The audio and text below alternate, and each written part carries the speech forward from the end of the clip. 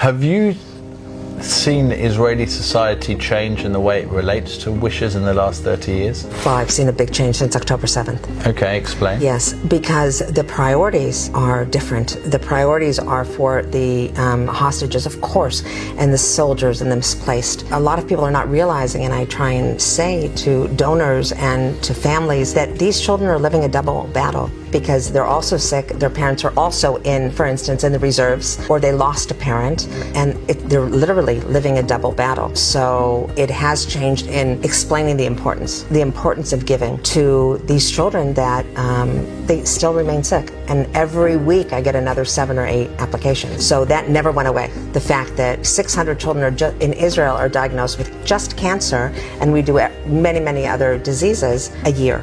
And the fact that we need support from whoever can give us support, because the children, really need to have this wish so they can carry on and have hope and strength to carry on. After the 7th, you mentioned the 7th of October, yes, which was obviously a massive, marker in Israeli society and arguably in Jewish society, in global society, in fact. Have you done any work with any of the children that might not necessarily have life-threatening diseases, but were in the kibbutzim and went through horrendous trauma and PTSD? They might be physically okay, or any of the hostages that have been returned. Have you done Right, we're glad you brought that up.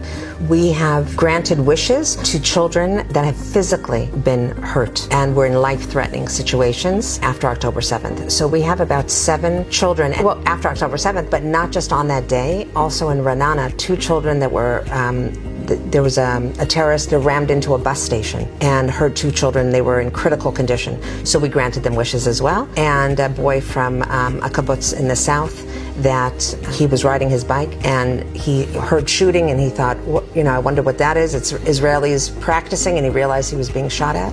Him and his friend that were practicing for a marathon and lost his eye from shrapnel. So we also granted him a wish. So yes, we have taken on children that were physically hurt because it's such a big scope of psychological.